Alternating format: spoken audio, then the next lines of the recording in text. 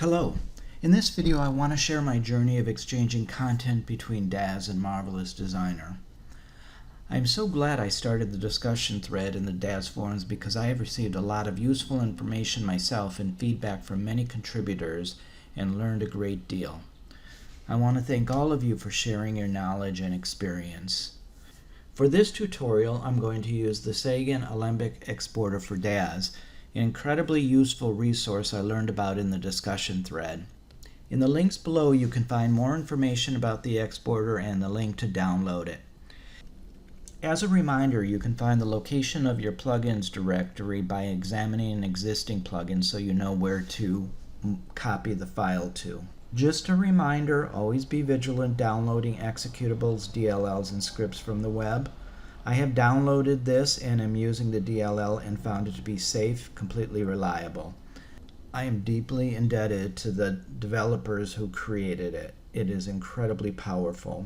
For my workflow, I have created several scripts which are linked to in the description below. They are not encrypted, so you can examine them to make sure they are legit and incorporate them into your own workflows and even redistribute under the Creative Commons license. So let's get into it. Continuing on, I want to share techniques I am currently using to generate shapes for the base Genesis 9 figure using Marvelous Designer. The challenge, of course, is all the number of files that you have to manage between each program in order to do this. So this is a strategy I've developed and sharing with you, and I look forward to hearing your feedback on what works for you. To begin this process, I empty out my scene and load the Genesis 9 development figure. If you copy the files in the zip folder linked to in this video, it will create a folder under the scripts directory which has the scripts I'm going to be using and sharing with you. It's under Realms of Imagination, which is the name of my game development studio. If you want to see it there, I'm going to browse to the folder location of scripts, and you'll need to copy the files into this folder. So it's under wherever you've done your install, it's under my DAZ 3 library, and just copy the scripts into my DAZ 3 library and it will appear under scripts. There are a couple of scripts here and I'm going to walk through all of them, but to begin with I want to show you the JSON file that's going to be driving what we're doing. In this process I use a JSON file to generate a timeline of all the shapes that I need in order to send that over to Marvelous Designer. So you can see the JSON by double-clicking Show Shapes JSON, and it will bring up the JSON file in whatever program you have designated as a JSON editor, and if you've never done that, it'll probably bring it up in a text editor. But the idea here is this JSON file, for each keyframe, it's going to generate a morph in this morph path. Because these morphs are automatically generated by DAZ, all the settings will automatically be set up for you if you use these exact same names. So the great thing about it is you don't have to wire up these morphs. All you have to do is import them after you've created them. And I am setting these keyframes up every 30 frames. And the reason why I'm doing this is in Marvelous Designer, this gives the garment time to settle on the various shapes that are going to be exported out of DAZ. You'll see this and it'll make more sense in a little while. Before we run the script, make sure you are displaying all your keyframe types so you'll be able to see the keyframes for the morphs that are created and that you're in object mode. So once you have your DAZ figure selected, all you need to do is generate the shapes timeline, and the script will automatically create the timeline based on that JSON file I showed you. And what's going on is every 30 frames the shape is loaded in and dialed up at full strength. So if you notice at 300 we have the body fitness mass, and there are frames set before and after to ease into the next shape. Again, this in Marvelous Designer will help the garment to settle onto the new shapes as the timeline is recorded in Marvelous Designer. And again, this will make more sense once we get over there. So at this point, we're ready to use the Alembic exporter.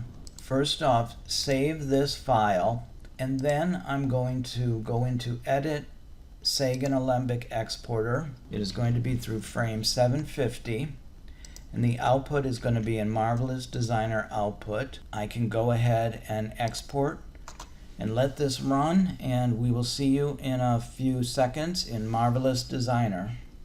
In Marvelous Designer, load up the garment you want to create the morphs for.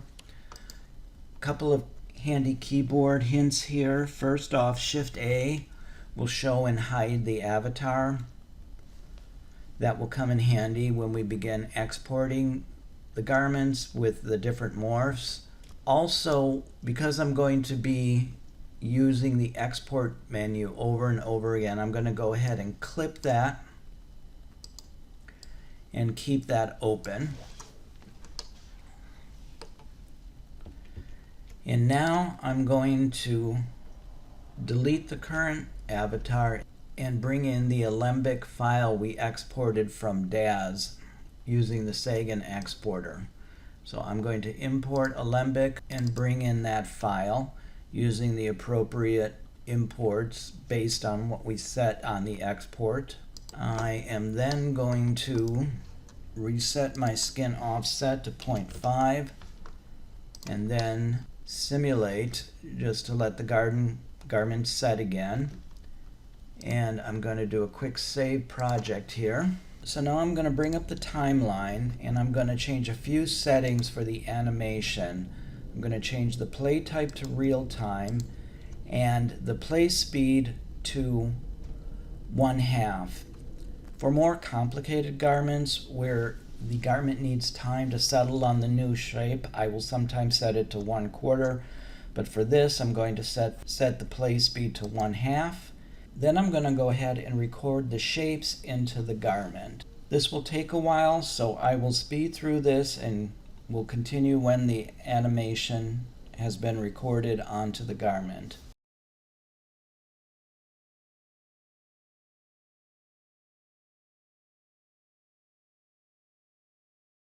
After the garment is completely simulated, I'm going to do a save project, and now we can go ahead and move to each individual frame and save the garment at that frame. We have the ability at this point as well to do some additional simulation if we just want the garment to settle a little more. So if you remember, we set up each individual shape at 30 frame increments which match the JSON file. For example, the current frame 30, the base masculine body is dialed up. But the nice thing about this is you don't need to worry about any of these names or copying them or making sure you get them correctly. I have set up the script in DAZ to accept keyframes to match the keyframe in the JSON file. So at this point, all I need to do is hide my avatar, make sure my settings for the garment are the exact same settings when I exported the original base garment. So I exported as a thin, so I'm going to export in OBJ, but now since I have the export, I can do this. I'm going to go to the place where I'm going to export, and I have a directory on my D drive called staging, and all I have to do is save this as 30. And by hiding the avatar, you won't need to worry about this, and by making sure your display mode is set the way you want to export, all your settings should pretty much be ready to go in this export OBJ. And then I move to the next frame where I need to export, and this is going to be Michael 9 at 60. And again, what I'm going to do is just resimulate and allow the garment to set. And then I can export the OBJ as 60 and continue on doing this. Now I'll move to 90, and now notice the base feminine body has been dialed up. So I can go ahead and simulate and let the garment settle. And here I can do a little draping as well. I want to pull the garment a little away from the waist a little there. And this allows you to do some last minute tweaking to the garment as you do all the exports. As you begin getting to some more extreme morphs, you have a number of options. There's nothing that prevents you from exporting the morph as is, but in this situation, I want to at least tighten up the garment a little more. We can use the same techniques we used when we created the tight version of a garment for weight mapping. So I'm going to highlight the shirt. The shorts look okay to me, but I'm going to highlight the shirt, and I'm going to go ahead and just the weft, I'm going to change that and bring that down to 90 just to tighten it up a little so it looks a bit more natural on him so that he doesn't look like he's swimming in the garment. This is still very loose. Another technique is to use steam judiciously. I'm going to soften it up and just around the bottom of the sleeve just apply a little bit of steam just to bring it a little closer to his body. So that just brought the sleeve just slightly closer to his body, so again it doesn't look like he's completely drowning in the garment. And then just pull the garment and do a little last minute draping. Then you can go ahead and export as frame 180. So I'm going to continue doing this for a number of morphs and then return. When I get back to the larger shapes, I'm going to go ahead and return my shrinkage weft and warp back to 100 and start saving out those morphs. When I get to the larger morphs and I think the garment is beginning to lose its original purpose of having a loose feel, I can reverse the process in the weft and warp. I can now start adding some give. So I'm going to change this to 106. And it gives the garment a little more breathing room. My goal was I wanted this shirt to look loose even on a bodybuilder or larger shape. So that's a way that you can do that. One other technique is to use the steam tool as well to expand the garment. Now remember our cardinal rule. We always have to keep the same number of vertices and the same polygon. I'm going to reset the steam brush. It can expand fabric as well as contract it, which is what it's mainly used for. And add some give to the fabric of the garment.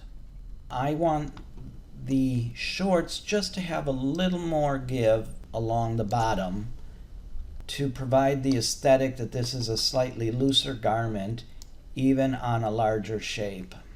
So I'm going to continue and create the rest of these shapes and export them and then see you back in DAZ. The last step is to bring in all of those morphs that we created in Marvelous Designer. Doing that manually would be a formidable task, so I have created a script to do that. It's this import shape morphs, and it uses this JSON file, and it will do one of two things. If it finds a keyframe, it will rename it to the proper morph name, and then it will import that morph. But the important thing is you need to make sure you designate your morphs directory. So remember, this shapes JSON is just a text file, so you can go ahead and change this morphs direct to the directory you saved your morphs in and then save the file. This import shapes morph script will look in this directory to find either the keyframe or the morph name .obj. So make sure the proper element is selected, and all you have to do is import the shape morphs. If everything was named if you saved your keyframes out correctly, it should automatically import those morphs. Be sure to use the same timeline that was generated from the timeline shapes, because the script uses reverse deformations, and that's what these two scripts are for. It allows you to quickly move between each individual shape and ignoring the other keyframes. You can certainly use the next keyframe to navigate the timeline as well. DAZ has generated a virtual morph for Minerva, and it automatically dials up when the Minerva shape is dialed up. Our new morphs, when we bring them in, will replace these. But the great thing is that all of the apparatus for dialing up the morph will stay in place. So I am going to go ahead and import the shape morphs. And again, it'll go through each of the individual morphs, bring them in.